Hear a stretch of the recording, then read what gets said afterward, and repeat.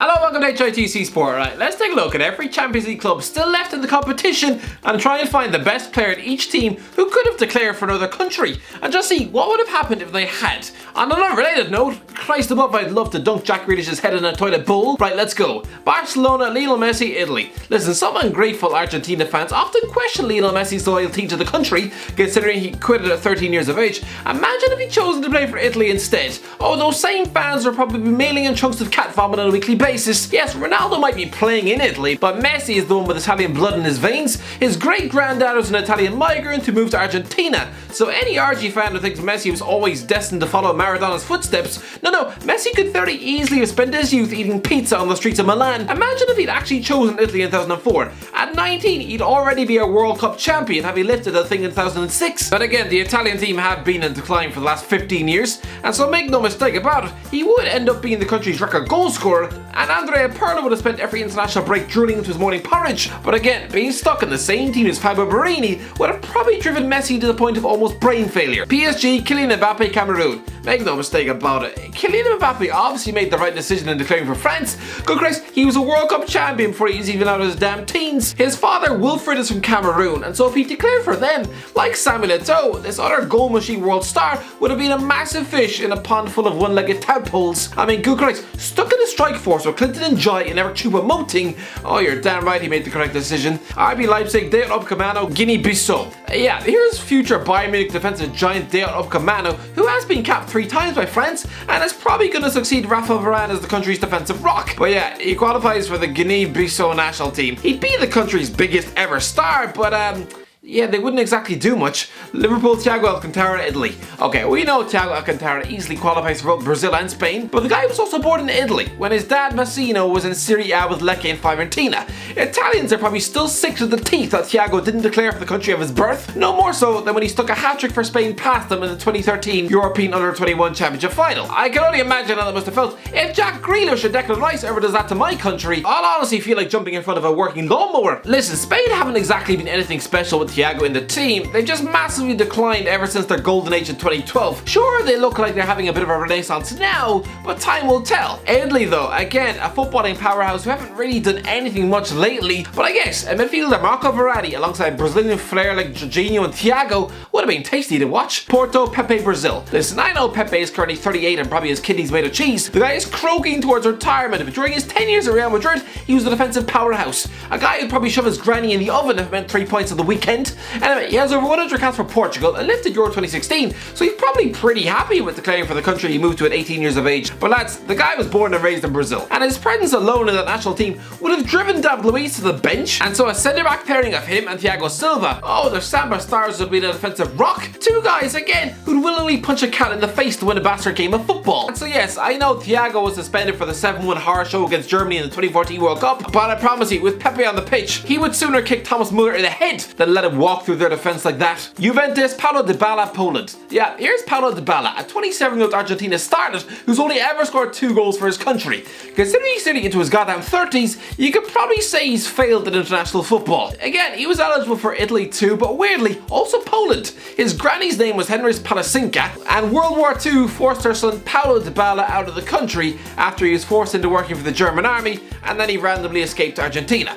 If his son had wound up declaring for his dad's country, oh, then Robert Lewandowski would have had a perfect foil up front. Instead of having to take the weight of an entire country at his shoulders, then you know what, I think those two would have got them out of their 2018 World Cup group before getting knocked out by Belgium in the next round. Sevilla, Ivan Rakitic, Switzerland. Yeah, Ivan Rakitic managed to claw over 100 caps for Croatia and reach a World Cup final, so he's probably pretty happy with how things went. But again, he was born in Switzerland and lived there for the first 20 years of his life before moving to Germany with Schalke. Don't forget, he played for Switzerland under 16s, under 17s, under 19s, under 21s. Lads, he's been officially capped by that country at underage level a combined 42 times before deciding to represent Croatia at 5 different tournaments. Lads, obviously I'm Irish, and clearly I'm angry at Jack Grealish for swallowing up a handful of underage Irish caps before swanning off to declare for England, but Rakitic, he represented Switzerland nearly 50 times. If I was Swiss, I would probably cough on my lunch every time I saw his face. But again, stick him in midfield with Granit Xhaka, and would he really have made that big a difference to Swiss football? Maybe he might have squeezed them 1 round further in the Euro 2016 2016, but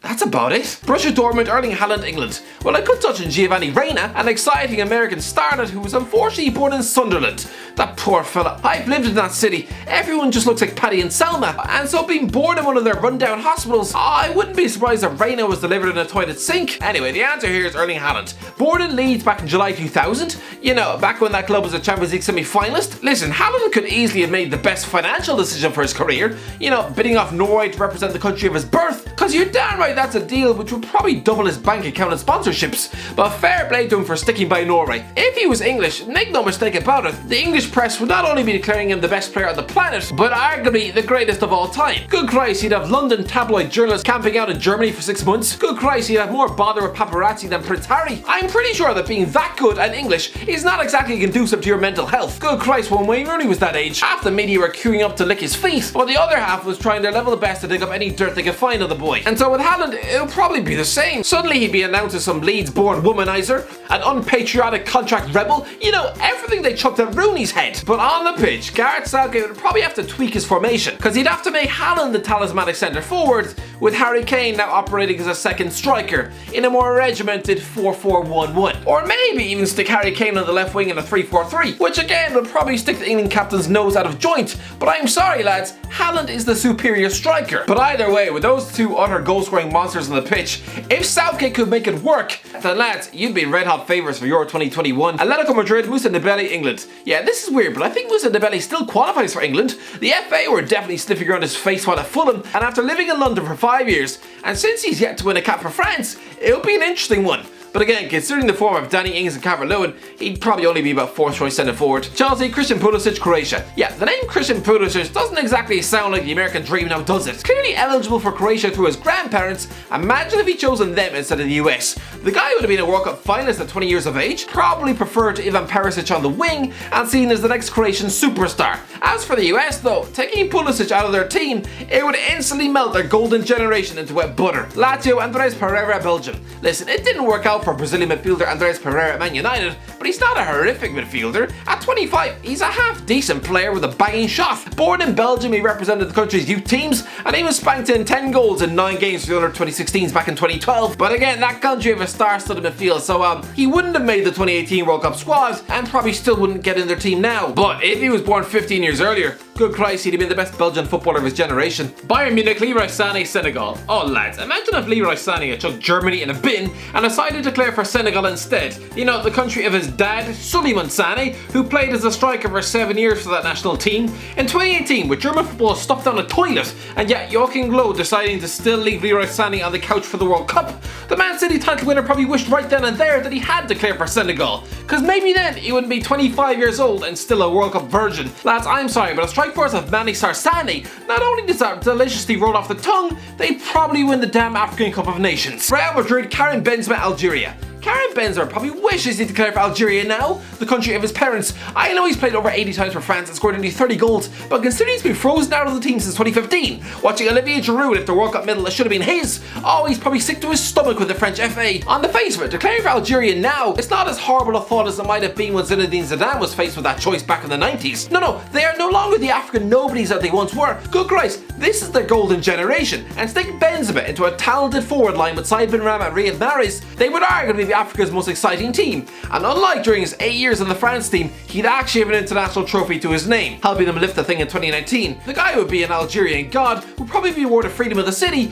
and once he's done with football, could probably run for mayor. Instead of in France, where if he walked down the street in Paris, people would just look at him as if he's a 12-fingered leper. Borussia Mönchengladbach, Marcus Thuram, Italy. Okay, Marcus Thuram was always going to declare for France. Good Christ, his dad is a French World Cup champion. But because of Lilian's time in Serie A with Parma and Juventus, it means that Marcus was born in Parma and spent the first 11 years of his life in the country. With his friends being Italian, he could have easily declared for that country. Man City, Raheem Sterling, Jamaica. And finally, listen, Raheem Sterling was born in Kingston, Jamaica, but I'm pretty sure had he declared for them and not England, he'd have his agent screaming in his face on a daily basis. Although, to be fair, I'm confident that with a world superstar like Sterling captaining a talented Jamaica squad, then with the likes of Leon Bailey, Ravel Morrison and Bobby De Cordova-Reid, I think Sterling might drag them kicking and screaming to their first World Cup since 1998. And instead of being shouted at in the streets of Manchester for losing to Iceland and failing to score against Croatia, the guy will be seen as an international god. There'd be statues in Jamaica, it would be a country full of Manchester City fans. Good Christ, they'd probably name cricket stadiums after the guy. Yes, it's a tiny country and would cost him millions in England sponsorships,